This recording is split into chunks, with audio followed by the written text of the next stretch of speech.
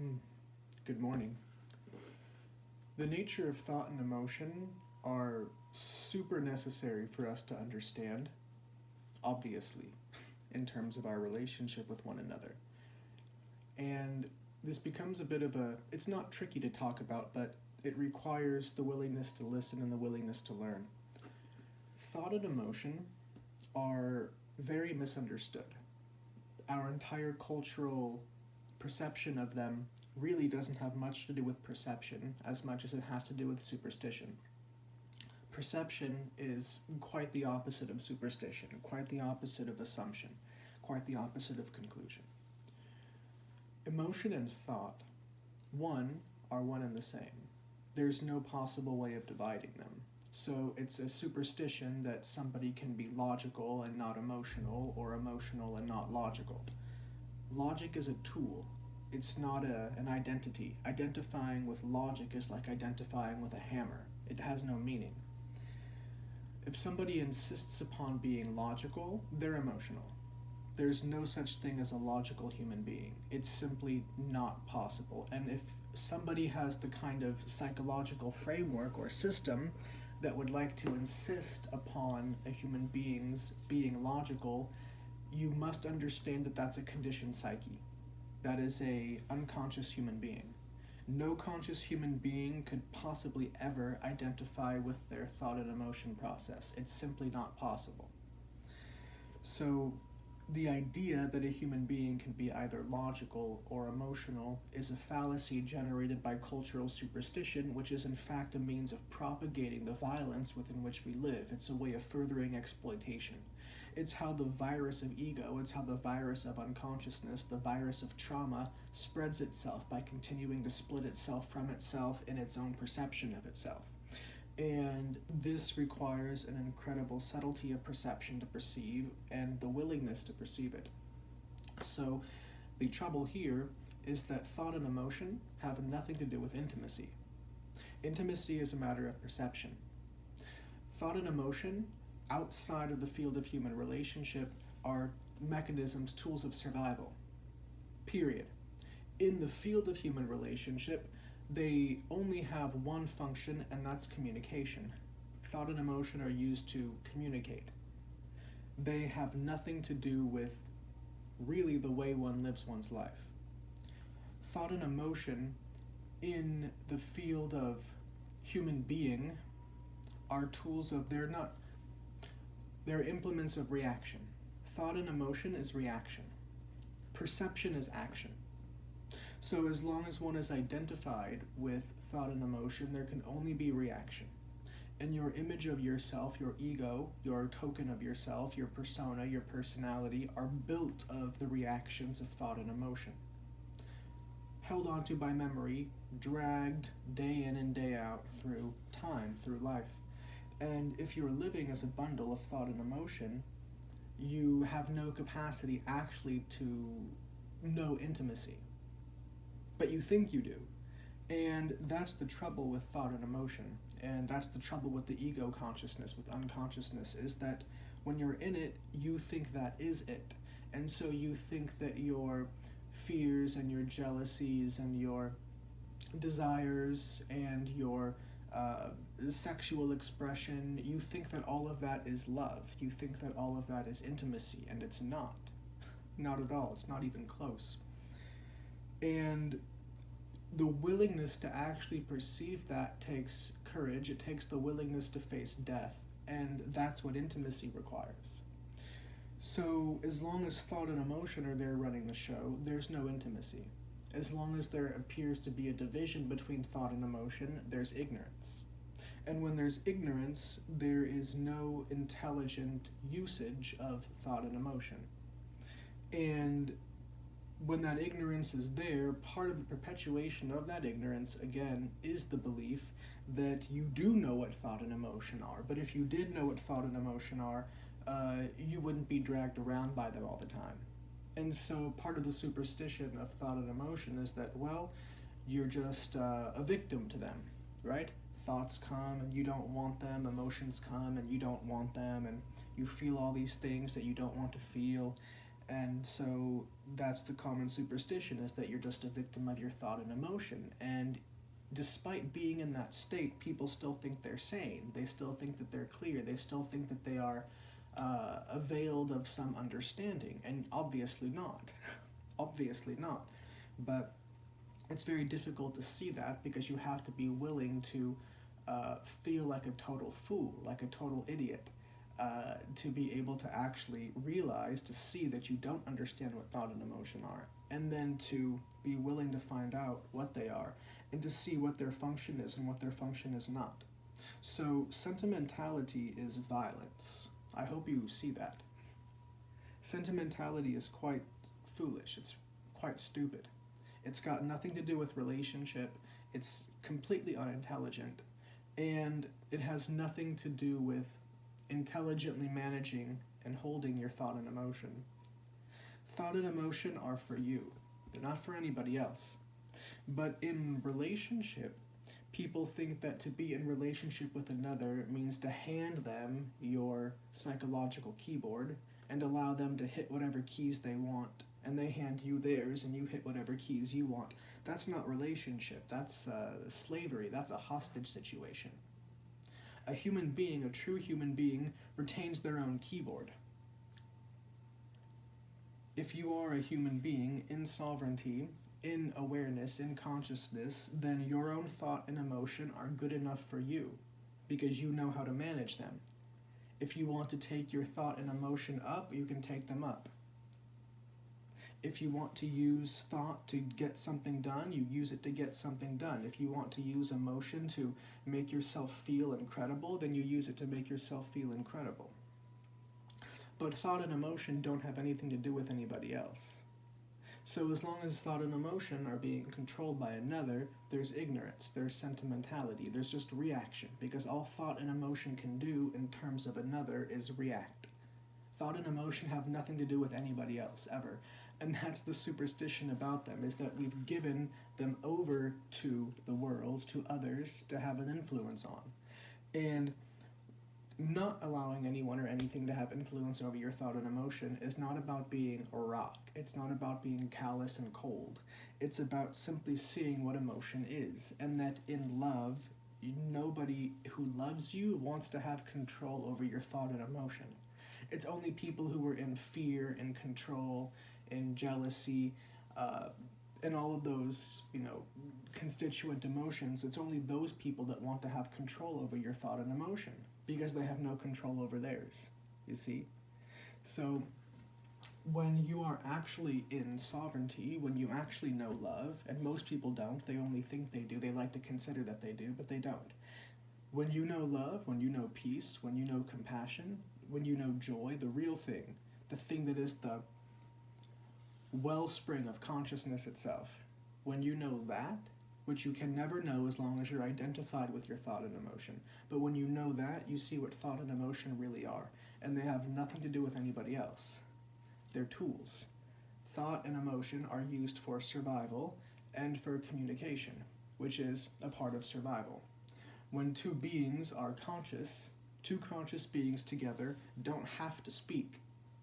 Of course they can speak. Of course conscious beings can speak and can emote, but that's for their enjoyment. Speaking is for your enjoyment. It's for your pleasure. If it's not for survival, it's for your enjoyment and for your pleasure. But most people neither use it for proper survival nor for their pleasure. They use it for manipulation, for violence, for control. They use it to do all kinds of just stupidly psychologically impoverished things. When I say psychologically impoverished things, I mean violence, control, everything that a human being only does when they're living in the darkness of ignorance. But when you know consciousness, you see it's got nothing to do with thought and emotion, nothing to do with belief or disbelief, nothing to do with how you feel, with feelings. And feeling is simply a response to the environmental stimulation, to the stimuli. The way that what you're seeing is how your eyes feel, what you're hearing is how your ears feel, and you feel your thought and emotion. To feel is to sense. That's what the word feel means. It means to sense. And so what's coming in through the senses is what you're feeling. What the current thought and emotional pattern is doing before you is what you're feeling. When thought and emotion are quiet, when they're not active, when they're not moving, there's nothing to feel. And so feeling simply means being sensitive to what is. And there are all kinds of superstitions that say you're supposed to be feeling something all the time. Well, if your eyes are open, that's what you're feeling. If your ears are open, that's what you're feeling, right? If your nose is smelling, if your tongue is tasting, if your nerve endings are tactilely sensing the texture, the temperature, and so on, then that's what you're feeling. But are you supposed to be feeling an emotion all the time? No. And are you supposed to be feeling certain emotions in response to social situations all the time? No. No, not at all. And people end up mistakenly believing that they're disordered because they're not constantly feeling emotion in accordance with the common cultural superstition. So, for example, if you're sober, if you're quite sober, consciously you're quite sober, you see what death is, because in order to be consciously sober, you have to know death. You have to experience death. You have to taste death inwardly. You have to realize what death is and where death is. And when you see that death is not back there or out there, but death is in fact all around all the time, 24/7, it's on, it's here. Death and life are not separate. And so death, life, and love are not separate. If you're afraid of death, you're afraid of life, you're afraid of love. There's no death, life, or love without the other. They're all here together. There's no way of dividing them or separating them. It's simply not possible. So when you're constantly trying to run from death, to avoid death, to not think about death, to not perceive death, which means having superstitions about death, then everything, your whole orientation toward death mirrors exactly, it's impossible for it not to, it mirrors exactly your orientation toward life and toward love. It can't be other way. You can't have one orientation toward death, another orientation toward life, and another toward love. If you think you do, you're in unconsciousness, you're in split-mindedness, you're deceiving yourself. Because you have an idea of life, an idea of death, an idea of love. And your idea of love is not love. No matter how lofty it is, you can talk about the divine, it doesn't matter. Your idea of love is not love. Love is an intelligence which is actively present now in this moment. You can't have an idea of it. You can't have a philosophy of it. You can't have an opinion of it. It is what it is. It's an active, intelligent field, which is this. It's. Oh, you could also call it peace. You can call it wisdom. You could call it compassion. You could call it joy or ecstasy. Means the same thing. It's an active, intelligent field. You can't have an opinion about it.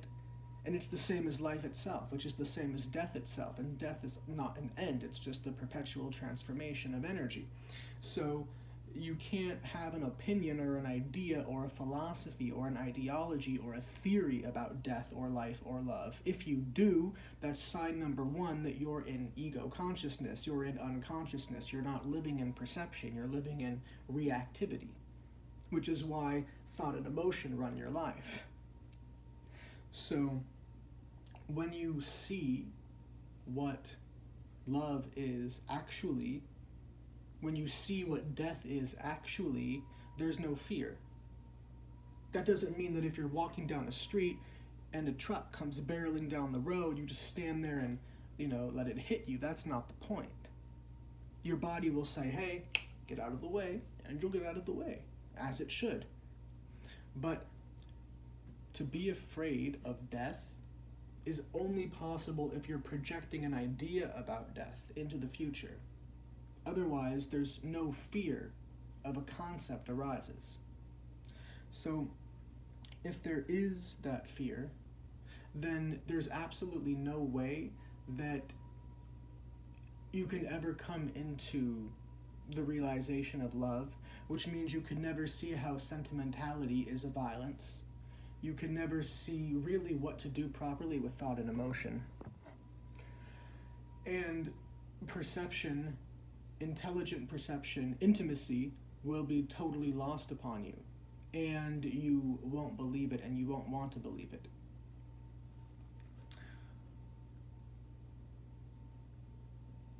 when you don't know what death is, when you have superstitious ideas about death, then what happens when someone dies or when someone's dying? You freak out. You go into denial. You don't want to believe it. You become, you make it about you. How many times has someone died or been dying and you've made it about you? You've made it about your emotions. You made it about your fear. You made it about your insecurity. You made it about your loss. It's not your death, but you made it all about you. But while pretending that you're crying for the other person, you're not crying for them, you're crying for you. And so that's the fundamental, I have to say this is the fundamental narcissism and ego consciousness. This is the fundamental narcissism which results from identifying with thought and emotion as your core identity, as your core self. It's not. But it causes that ignorance.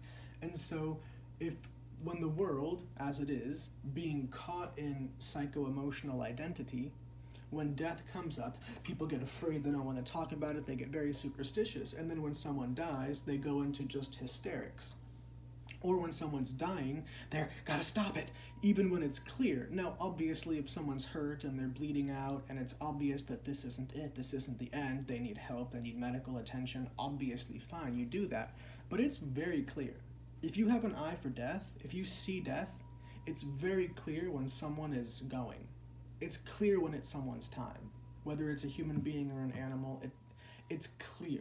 If you're not afraid of death and you simply see it, you can see very clearly the difference between somebody who is in an episode, somebody who's having a medical emergency and they need to be given treatment, versus when someone is actually on that threshold and there's nothing that can be done and it's time.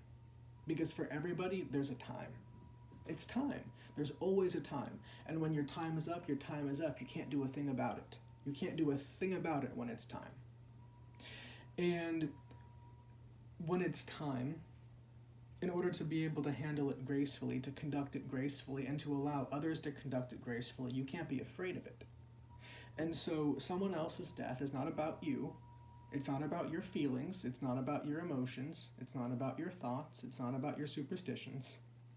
That's their process. That's their transition. It's theirs. It's not yours. You can learn something from it if you watch and pay attention.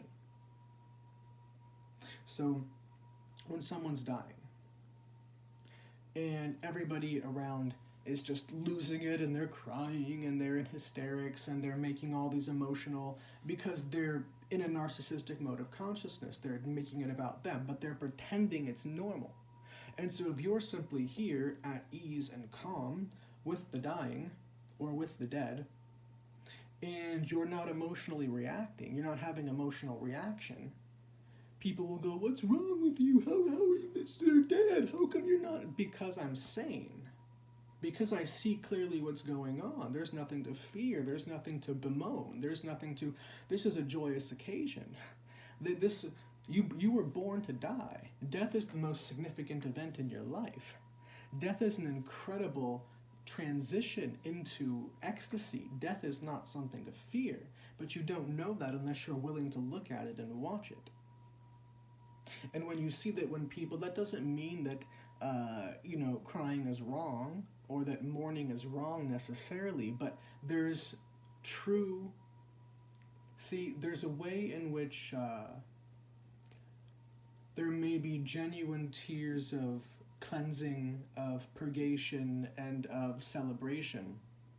But there's another way in which, and this is 99% of people or more like 99.999% of people, when somebody dies, their tears, their emotions are purely about them. But the speaking, the talking is as if it were for the deceased, for the departed. And you're not crying for them. You're crying for you. It's selfish. And trying to pretend it's not, and I'm not condemning it, I'm saying look at it, it's stupid. But you have to be willing to feel that stupidity and not be sentimental. And when you hear that it's stupid, go, no, it's not, fuck you, which is that's emotional reactivity. So there has to be, if you would step into awareness, there has to be the perception of that fact. So making death into some kind of an emotionally reactive ordeal is the first sign of ignorance of thought and emotion, of superstition of thought and emotion.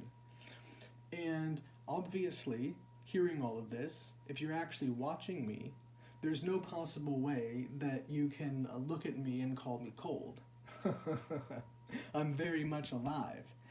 But I know what thought and emotion are. I know what they are. And so I'm here with them. I don't resist thought and emotion, but I'm aware of what they are. And underneath the veil of thought and emotion, there's perception. And so thought and emotion go in their proper places. And there doesn't need to be sentimentality. So if I want to cry, I cry. If I want to feel something, I feel something. Inwardly, I can do what I'd like with my emotions. I can do what I'd like with my thought process. It's not, I don't leave it up to the external world or anybody else to control, because that's not love. But that's our superstition of love, and our superstition of love is related obviously to our superstition of death. And the superstition of love is that if you love, then you give the people that you love, allegedly so-called, right, control over your thought and emotional process. And that's not love, that's slavery of the worst kind. That's a hostage situation. That's insecurity trying to coddle itself. And that can only lead to violence. There's no other outcome. So it's really essential that as human beings, you really understand your thought and emotional process and take it into your own hands.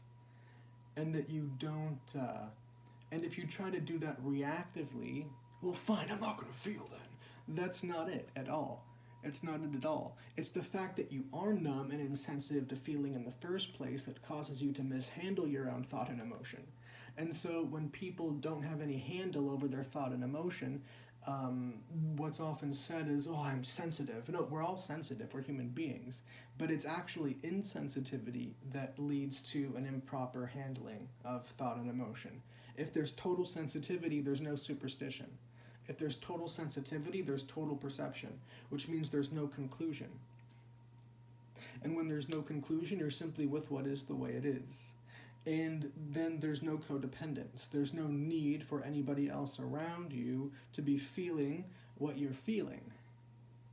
You don't need to look around and make sure that other people are having the same emotion as you. That's insecurity. Your emotions are for you and you alone. They're not for anybody else. My thought and emotion are mine. They're for me. They're not for you. They're for me. They're for my pleasure. And your thought and emotion are for your pleasure. Period. But if you're superstitious about the nature of reality, then everything is hinged upon your thought and emotion, because that's how the brain works. Thought and emotion are not disassociated or disattached from everything that you perceive with the senses. And so what is perceived through the senses, as well as the thought process, is really one process. Thought and the objects of the senses and how they're interpreted are the exact same process. It's one movement in the brain. And if the brain itself is not perceived, if you don't allow yourself to rest and come to home, to relaxation in the consciousness that you are, and therefore actively perceive the entirety of your brain, perceive the total movement of the brain, which includes awareness of the body, awareness of the senses, awareness of thought, awareness of motion, as one, not as divided things.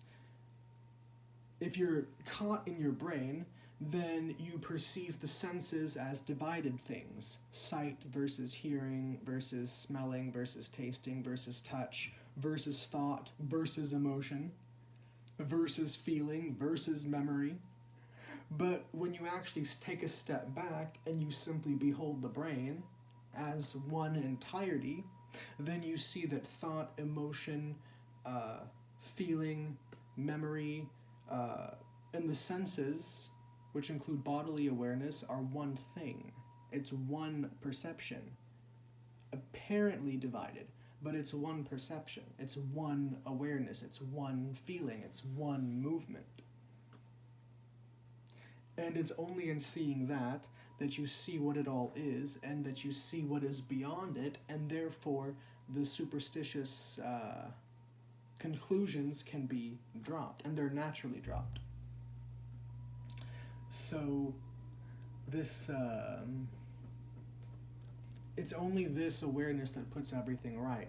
And then there's no way to identify with your thought and emotion process anymore. There's no way to identify with the body anymore. And so that creates it shakes the Etch-a-Sketch in a way. You see that who you thought you were is not who you are in any way. You're not your body, you're not your mind, you're not your brain, to put it like that. And so then you can stand aside and watch everything. And when you see that that's true of you, you see it's true of everybody else. And so the moment you see that, then you can hear the utter insanity in the way that we are conditioned to speak. Our whole psychological conditioning is conditioning to believe that you are the thought, emotion, body complex. And if you believe that, you can only suffer. If you believe that, you can only be caught in superstition. If you believe that, you can only be in tremendous misery and depression and angst and anxiety. There's no possible way to actually be free and be aware and to know what love is and to know what compassion is and to know what intelligence is and to know what wisdom is, as long as you're caught up in the thought, emotion, body belief system, the complex therein. You just can't. You can't. Because wisdom is not of time.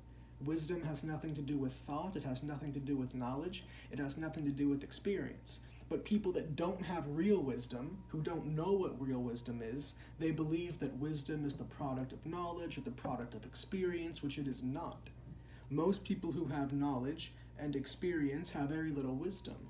In fact, the more knowledge and the more experience people seek to gain, often the less access to wisdom they have. They're just caught in repetitive psychological patterns of misperception. And so there's no wisdom. Wisdom goes with perception. And when you see what wisdom is, you see wisdom is simply here. It's just here. Wisdom is part of love. Wisdom is part of peace. Wisdom is part of consciousness. It's part of ecstasy. It's got nothing to do with time, which is thought, which is emotion, which is experience, which is memory, which is knowledge, which is